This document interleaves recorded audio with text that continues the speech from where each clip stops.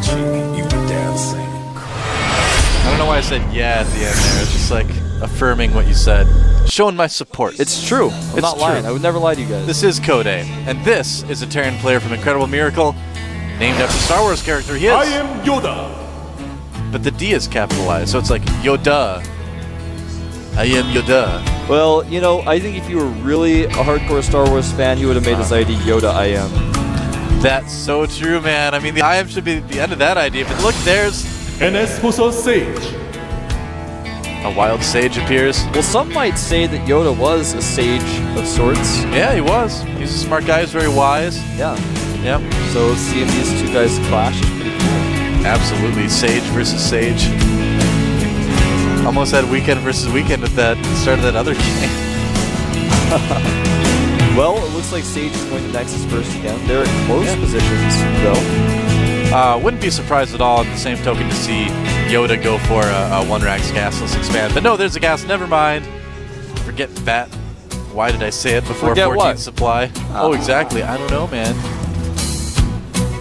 All right, so Well, YoDa it's obviously going to be a lot easier for YoDa to pressure. You know, last time we saw him get away with the bunker, and there was a little bit of shenanigans with that. But this time, he's going to have Marauders and custom shells to pressure with. Well, that's the real question right now. Is he going to go for like a tech lab first, or is he going to go for like a 2-rax with reactor first, play safe, or is he going to go for possibly like a marine tank Banshee all-in? Because you can do that in these positions on this map. You really can, and I think that may be what he's going for. We're going to find out very soon. Oh, he walled off pretty early again. Usually when you see the supply depot right after the F-16 supply like that, it means they're going to go for a factory because you'd want to put down the second barracks otherwise normally. Right. And you don't want them to see obviously the factory either. Yeah. So it could be a good indication for Sage as well if he scouts that ramp. Sage is actually just now seeing his pro buddy chasing away the SCV. The SCV did see the Nexus, so he definitely knows what's going on. Oh. And he couldn't predict it as much. There's the factory, so pretty good chance it will be Marine Tank Banshee from YoDa.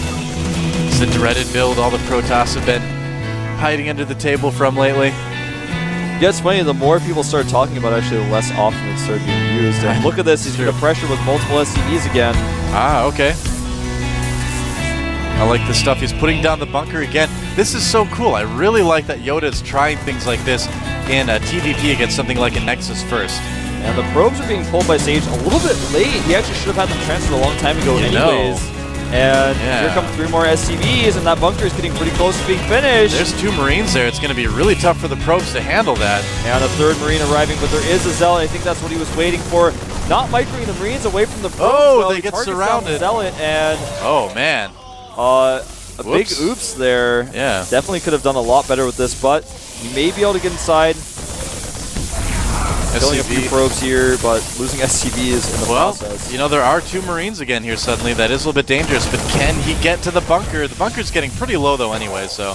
He's actually spending a lot of resources repairing it. Yeah. Might have been doing him a favor to take that SCV out there. And will he salvage it? No! Oh, he doesn't get it. Does not get the salvage. But here comes a Hellion right away as well. Things are going to change really quickly. Oh, wow. Oh, he surrounds it. This is the sloppiest play I've ever seen from YoDa right now, but he's still doing a decent amount of damage. Well, yeah, a little bit sloppy from YoDa, but on the other hand, really well microed by Sage, too. I mean, that is not easy to do with probes. Well, this second Hellion could do a lot of damage to the weakened probes. Smartly, Sage has moved a lot of his weakened probes back into the main, so the Hellion has to come up there to find them. Yep, could do a little bit of damage here, but I think the Stalker should be able to chase away fairly soon. And he will. Nope, doesn't get a single one. So Sage really controlling things well against this kind of weird, very aggressive early style from I'm YoDa. Well, next up for YoDa is Marine Tank Banshee. Yep. Making a reactor on his barracks. He's adding the tech lab for his starport. He's going to maybe send some more Hellions and try to run past the Stalkers, do more damage to probes. And no tech lab yet on the factory, actually making another Hellion.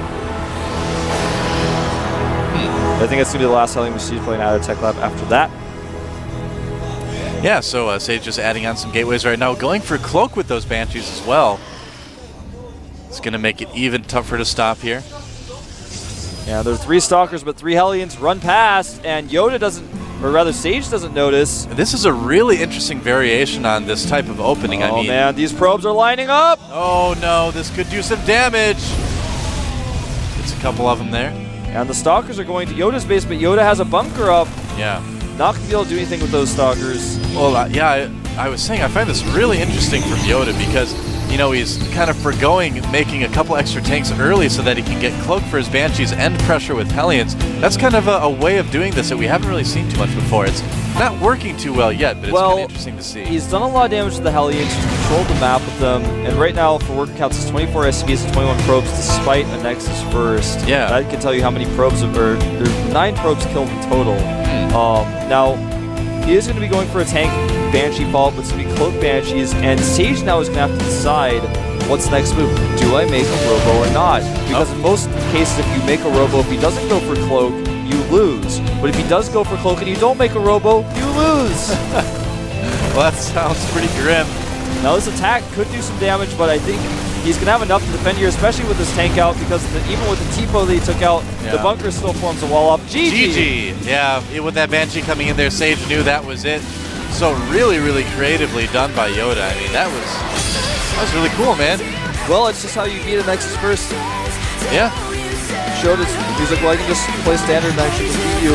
These guys seem to be pretty even. Yeah, I would say these guys are pretty even in skill. Yeah. You know, YoDa showed that if you get greedy and do Nexus first, you don't scout. I'm just going to pressure you, and then I'm going to send Hellions at your base. You have no idea what's going on.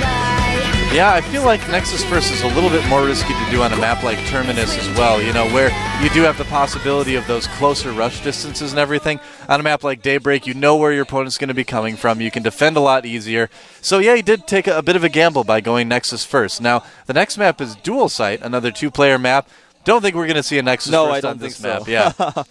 Obviously, Dual Site's a little bit of a smaller map. It's bigger than a lot of maps we used to see in the past, but it's considered a smaller map compared to, for example, Daybreak or Terminus. Yeah. There aren't a lot of bases on this map in total either.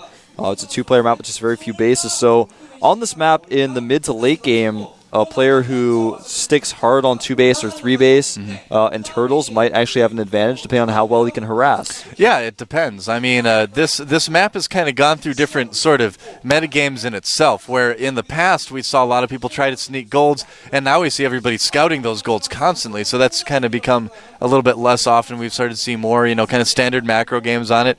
Either way, it's always an interesting map. I feel like this is actually like one of our best maps. Yeah, it's really Most of the games are really good. I like it, and I think we're gonna have a close game here. I don't know what build Sage is gonna pull out. Obviously, he can't Nexus first. If he does, we'll find out how Marine badly Tank that works. Banshee has been pretty popular on this map too, so he has to worry about that a little bit. Something to consider. There it is. Like we said, it is going to be Dual Site for our third map, and one of these guys is going to the round of 16. Staying in Code A, one of these guys is going to have to go re-qualify. Have to see who it's going to be, man. We'll have to wait and see. Yeah. So, with Sage, I mean, his control at the start of that game, I mean, he really did handle that early pressure well. I mean, he made really good decisions with the probes and things like that. Now, YoDa did kind of miscontrol a little bit too, but so far I've been pretty impressed with this guy. Doing good. I think Sage looks a little nervous. Oh, yeah. I think he's definitely feeling the pressure after that last game.